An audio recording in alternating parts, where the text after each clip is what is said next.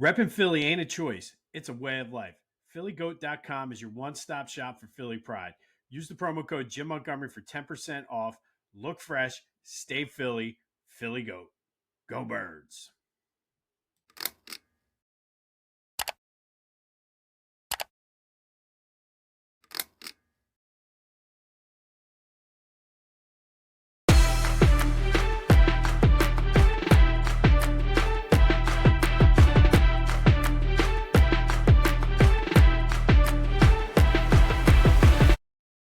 What's up, everyone? Welcome to this day in Philly sports history for July 31st, 2025. I'm your host, Jim Montgomery. Welcome to a Thursday edition of the podcast. Hard to believe we're at the end of July already, but here we are, going to be a steamy, stormy day, giving way to a beautiful weekend, and it's going to be a beautiful weekend at Citizens Bank Park. Dave Dombrowski did it, got the hard-throwing, flame-throwing closer we've all been clamoring for. That if we have two eyes, you see that the bullpen has needed pretty much for the past 2 years, but went out and got Jhohan Duran. And I know a lot of people are saying Jhohan, but I've looked it up and made sure he prefers it being pronounced Jhohan, so I'm going to call him Jhohan. But Jhohan Duran for Mick, Abel, and Eduardo, Tait. Now, this is huge for the Phillies. This dude throws 105. Like, absolutely insane. Has a ridiculous entrance to the field. Should be pretty spectacular come October. So looking forward to that. Still have 2 years of club control as well, 2 arbitration years. So this is not a rental. This is Duran is going to be here for a couple years, which is good. Now, kudos to Dave Dombrowski because he was able to do it. Lots of rumors yesterday that the Twins wanted Andrew Painter. It appears that Dombrowski is steadfast on the fact, I'm not giving up Painter, which is fine because he's set to be in the major leagues within the next week or so. So I'm okay with that. Mick Abel, absolutely.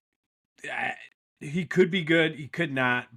He definitely helped his trade value out by his performance in the major leagues this year. Went back down to AAA, was able to fix some things as well. But with the rotation it is right now, and you're in win now mode, he becomes expendable. What I do have an issue with is all of these people out there who, some of these same people, I won't mention names, but I'm close to a couple of them, know one of these guys very well, and I just don't get his mindset on here. Upset that they got rid of Eduardo Tait. Now look, he could be a stud, but this dude is 18 years old, won't turn 19 for another 2-3 weeks. He's a catcher. He's not going to be up on your major league team minimally 3 or 4 years from now, maybe 2. Needs a lot of work at catcher as well. Good hitter. Probably projects to be a DH in the majors right now, depending on how he does. But this is the exact definition that I've been talking to you guys about for 2 weeks about overvaluing prospects. You have prospects for one of 2 reasons. 1, to contribute to your major league team, or 2, to essentially use as currency to make trades like this. So everybody, it's like, it's a bad trade because they got rid of Tait. I just don't get it. And these are the same people that if Dave Dombrowski didn't make the move, who'd be bitching that, why didn't Dave Dombrowski make a move? Listen, we get too attached in Philly, and I guarantee that most of these people, the specific person I'm talking about, I know follows Phillies minor league baseball, so I'm not including him in here. But a lot of these people probably have never seen Tait play before, and you're like, we shouldn't have gotten rid of him. Listen, that is exactly why you get rid, or you have the prospects. Great trade. We all knew Mick Abel was a trade piece. I still say, going back, you can watch the tape, that a lot of when they brought him up, I thought it was more of a showcase so he could be traded later in the season. It turned out that way. But for everybody who is like, Tait, that's going to hurt. Maybe it does. That's going to be 5 years, 6 years from now. And who knows? Because we've seen it. I've given you numerous names over the past couple weeks of prospects that we overvalued that never turned out and panned out to be anything. So all of the people out there saying, oh, I don't want to get rid of Tait. Guess what? You got the best available closer on the market right now. This dude, all of a sudden, the bullpen is that much better because it sets everybody up. You don't have guys like Max Lazar coming in the 7th or 8th inning now. You're able to set it up with Strom, Kerkering. You got Robertson coming probably within the next week as well. So guys like Lazar can be what they are and kind of the mop-up guys, or if your starter gets into trouble, don't forget Luzardo likely is going to end up going into the bullpen when Nola and Painter come up anyway. So all of a sudden, this bullpen isn't looking too bad.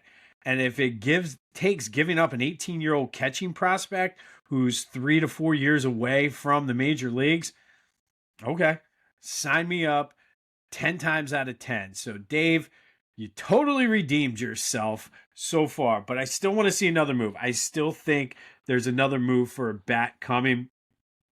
As of this morning, as I was looking at some things, it seems as though the Mets and the Phillies are in a bidding war for some of these players. Whether it's Quam from Cleveland or Luis Robert from Chicago. One of those two guys, I have a feeling, is going to end up in Philly. And again, I'm all for it. Go all in, Dave. And so far, you raise the stakes now. So good job. And again, for everybody out there who's like, oh, but we got rid of Eduardo Tait. Stop it. Just stop. You sound like a clown.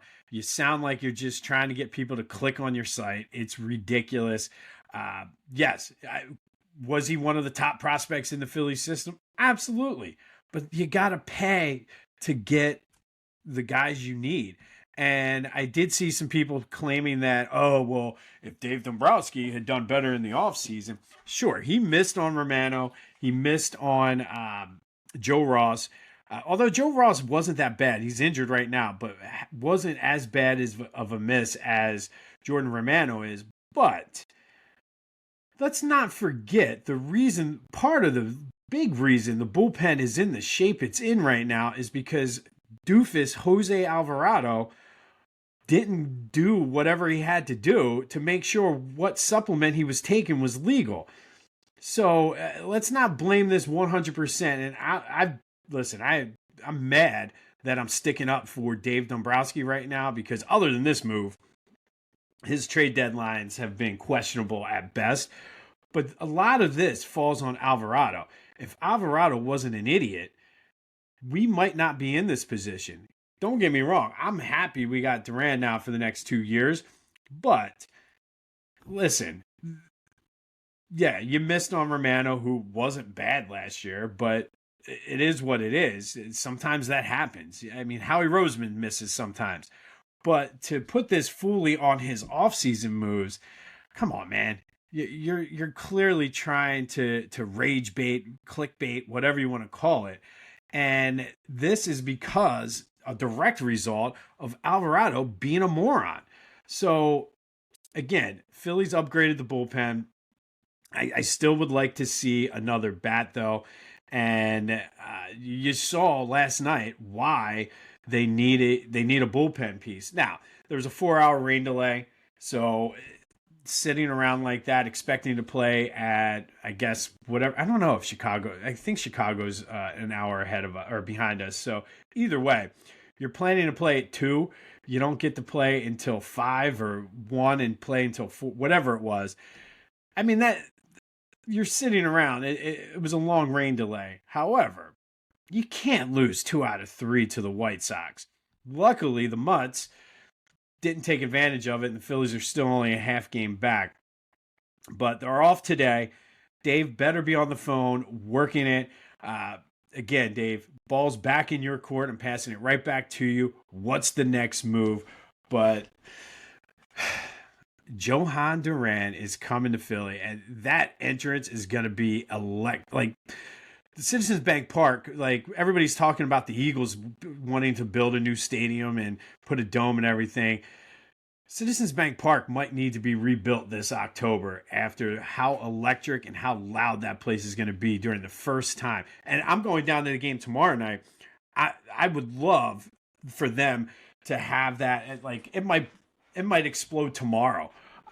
So this is a great move by the Phillies.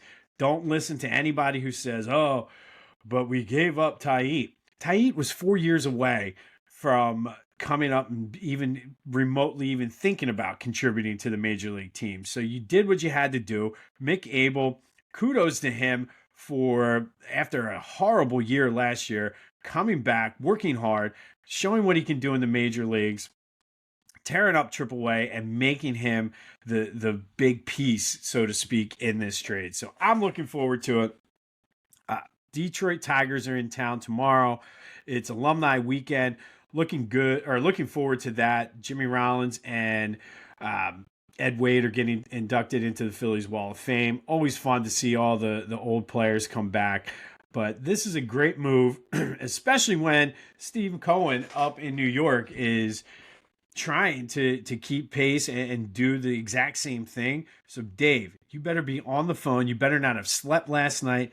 Get the coffee on and let's make some moves today. All right, enough about the Phillies. No practice yesterday for the Eagles that I could see, which that's just kind of the way it goes. Practice 2 days in pads, take the day off. All good with that. But still quiet, which again is good when you're dealing with training camp. But today we have our first preseason football game. It's going to be a shitty game, but that's okay because football is back. I saw something on Twitter the other day. We have football on Thursdays every day now until like January, which is outstanding. Sign me up. You got the Phillies making moves. It's one of my favorite times of the year because the weather is going to start getting nice too, and I'm not going to sweat just walking to my truck. All right, let's do some housekeeping. And before we get into the normal housekeeping, I always say I try to keep things as accurate as possible. We talked about Utley yesterday extending his hitting streak to 31 games in that doubleheader against the Marlins. And I mentioned J-Roll has the longest hit streak in Phillies history at 38 games. And I did somewhat correctly mention that it was the year before in 2005. But most of that hitting streak was in 2005. It did carry over to the beginning of the 2006 season. He did get to 38 games, though, before it ended. Also mentioned that Kyle Schwarber had I forget whether this was the other day or yesterday, but Kyle Schwarber, most home runs by a Philly before the calendar turned to August. And I mentioned Ryan Howard's 2006 year. Howard did have 35. Schwarber has 37. So I knew it had to have been Howard, but so, I mean, theoretically, Schwarber could get 50 home runs, 50 plus, close to maybe even 60 if he goes on a tear like Ryan Howard did. But it all comes down to what Dave Dombrowski does. If he gets another bat in that lineup, should open things up. And kudos to Brandon Marsh, who had himself a good series. Maybe the pressure of the Phillies possibly looking for a replacement for him. But if he can kind of do what he did this weekend against the White Sox, that's a huge upgrade for the Phillies as well. But be sure to follow me on social media, Jimbo_Mott on Twitter and TikTok, on Instagram at Philly Jimbo. Subscribe to the YouTube channel, Jimbo_Mott. Continue to spread the word. We are growing faster than we've ever grown in the history of this podcast. So thank you. And if you're a new listener, welcome. We're glad to have you. We're finishing up the greatest individual season in Philly sports history tournament tomorrow with the championship round. More details on the Final Four results later in the show. Don't forget, tomorrow we spend Fridays with AI. I have a feeling we're going to be talking a lot of Phillies tomorrow with AI. And then in August, we're going to do our top 5 lists for the first 5 of the century. Just a bunch of different lists from all the Philly teams throwing in some college, some special moments, all kinds of good stuff. So stay tuned throughout August for that. And of course, don't forget, pregame show. Hopefully within the next week or so, I should have a lot more details for that, but that's coming together nicely as well. All right, yesterday's trivia question, which I 100% stole from the Phillies Dodge Stump the Fans question from the other night. So if you watched the game, you knew. But I asked, which three players had 75 or more home runs for both the White Sox and the Phillies? That would be Jim Thome, Dick Allen, and the Bull, Greg Luzinski. So thank you to everybody who participated in that. Most people got Thome and Allen. I myself, those were the first two I got, and then completely didn't realize that Luzinski was able to play for the White Sox that long.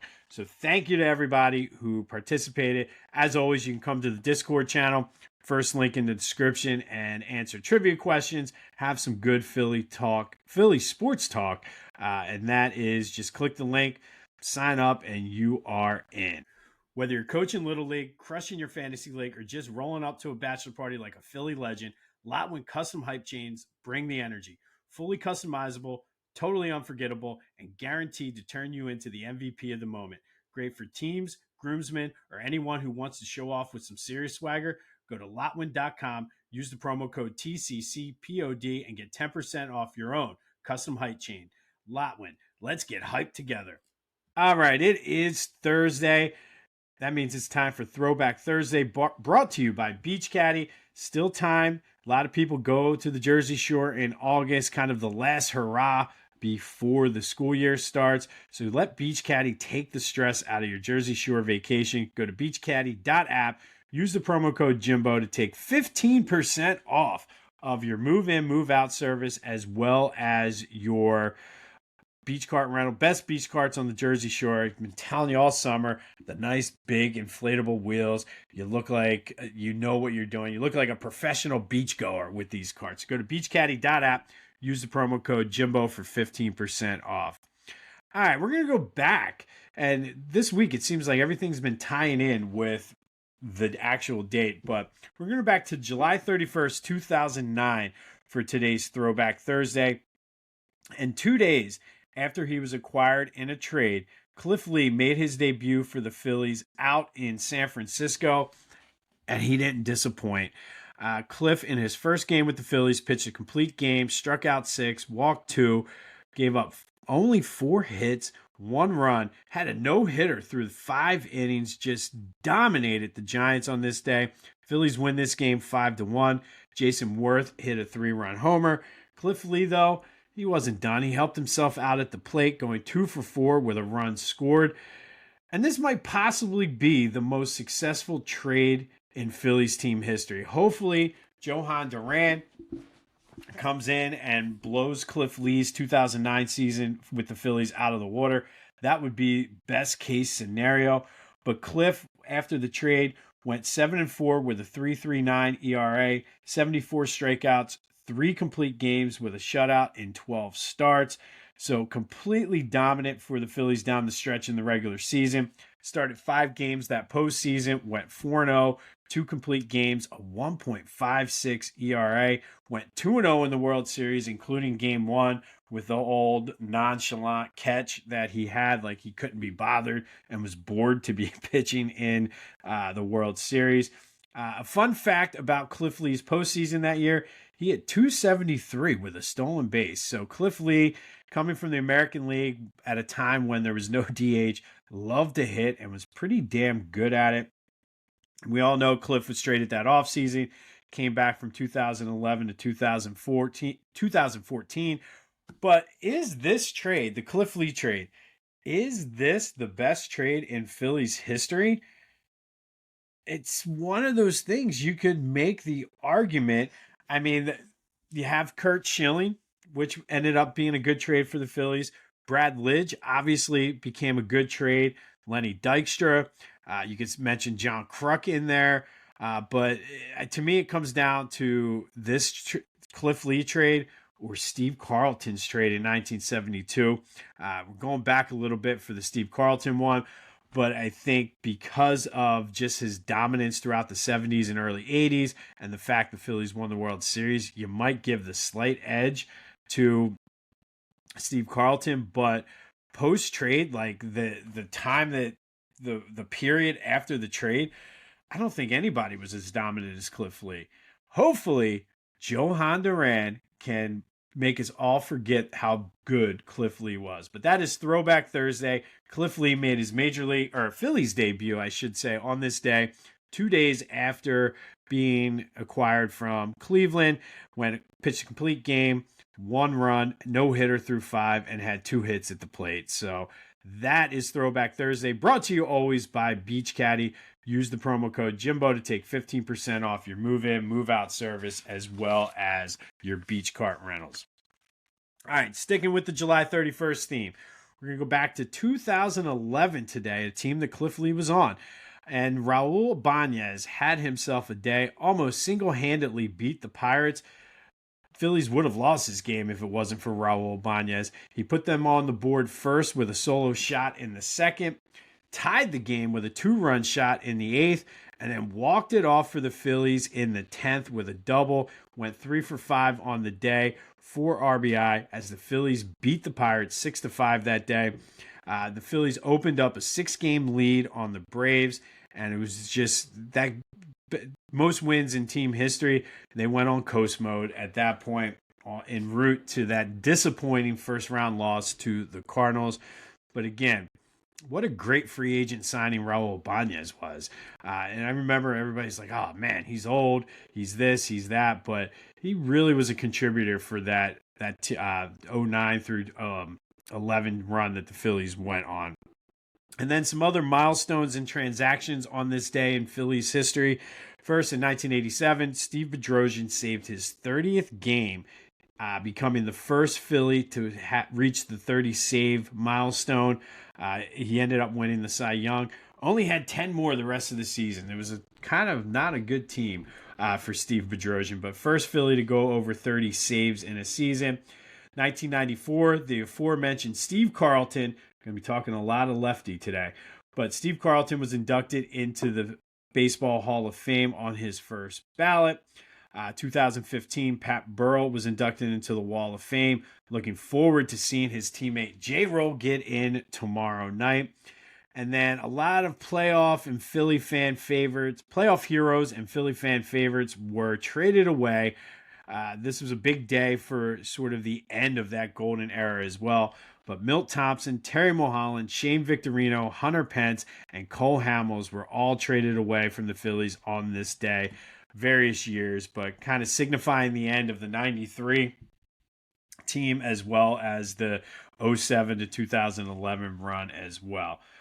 But that does lead us to today's trivia question. And on this day in 1982, Manny Trio committed an error, ending a streak of 89 straight games without an error, which was number 2 all-time for second baseman. Currently, he is number 6 on the all-time consecutive games list without an error for second baseman. But 3 of the top 5 have Phillies ties. Who are they? That is today's trivia question. So of the top 5 consecutive games played at second base without an error, which 3 players with Philly ties are in the top 5? Some surprising names, a couple of these you might get right away. I guarantee the one that everybody's thinking of is not on the list. I'll give you that hint. All right, so hit me up on the Discord channel for that. Any of my social media, the Back to the Future voice and text line, 267-495-8531. Get anything Philly sports related off of your chest. Want to vent about the game. Want to vent about the people saying we should not have given up Eduardo Tait. It's all fair game, but you want to celebrate Jhohan Duran? That also is fair game. And then finally today, our greatest individual season in Philly sports history tournament.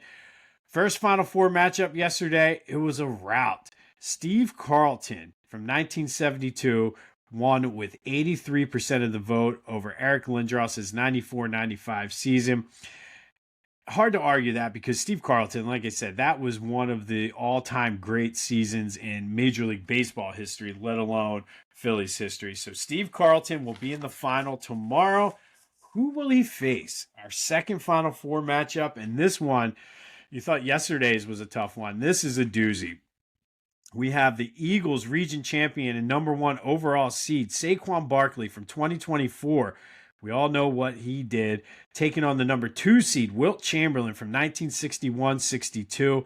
Saquon, 2,000 yards, 15 total touchdowns, 125 rushing yards a game, Pro Bowler, All-Pro, Offensive Player of the Year, almost 500 more yards in the playoffs, 5 touchdowns, had 2 total 200-yard games, both against the Rams, one in the regular season, one in the playoffs, and we all know how that season ended with the Eagles parading down Broad Street with the Lombardi Trophy. Now, Wilt, who was the number 2 seed out of the Sixers in 1961-62, he played for the Warriors, though. He came out of the Sixers region, but played for the Warriors. One of the most dominating seasons in NBA history. 50 points per game, 25.7 rebounds per game, averaged an astounding, I should say, 48 and a half minutes. So lots of overtime games for the Warriors that year. Led the league in free throw attempts and makes, field goal attempts and makes, was an all-star, all-NBA. But despite 50 points per game, finished second in the MVP. Even though he scored 100 points in a game that season too, out in Hershey against the Knicks. And allegedly, and this is one of those things of legend, allegedly he was hungover for that game too and still managed to score 100 points. The Warriors, I should say, did not make it to the NBA championship that year. They lost to the Celtics in 7 games in the division final. So now it's your turn. Who plays Steve Carlton? Is it Saquon Barkley from last year? Is it Wilt Chamberlain from 61-62? This one's a tough one. Get your votes in any way you can. I think, from a domination standpoint, you got to go Wilt, but the Eagles won a Super Bowl. So this one's tough. I'm not sure which way I'm going with this, but get your vote in however you can. Saquon from last year, Wilt Chamberlain from 61-62 with the Warriors. Who is taking on Lefty for the title of greatest individual season in Philly sports history? Be sure to like, subscribe, comment, review. All those good things help the algorithm out. If you want to comment on YouTube or Spotify or even Apple with your vote, that is perfectly fine with me. But all of those good things, if you're enjoying it, just give a quick 5-star rating and you're good to go. Don't forget, we are proud members of the Clashing Conferences Sports Fan Network. If you want to learn more about what that is and what they have to offer, go to clashingconferences.com and see how you can get involved today. Tough one, man. I don't know who's going to win that, and still don't know where I would vote. But on this day in 2011, Raul Ibanez almost single-handedly beat the Pirates as he went 3 for 5 with 4 RBI in the Phillies' 6-5 win over the Pirates in 10 innings, with Raul walking it off with a double in the bottom of the 10th. And then, of course, Cliff Lee made his debut for the Phillies on this day out in San Francisco, going all 9 innings, just a dominant performance, adding 2 hits and a run scored at the plate as well. Is Dave Dombrowski done? God, I hope not. I don't think he is. I think making this move for Duran kind of signifies that he's going all in. I know, again, I'm not downplaying the fact that Tait was one of the Phillies' top prospects. However, if this is what it takes, that's what it takes. So, Dave, kudos, but you're not done yet. As Doug Peterson said, you're not done yet. So let's see another move coming. You don't have to worry about a game today. Phillies are off. So let's get after it. All right, this has been This Day in Philly Sports History for July 31st, 2025. My name's Jim Montgomery. Don't forget to vote in the greatest individual season tournament, Saquon or Wilt. Who's moving on to face Steve Carlton? Be safe out there. It's supposed to be some pretty gnarly storms later today, so be safe. But go have yourselves a Thursday, and until next time, I'll see you when I see you.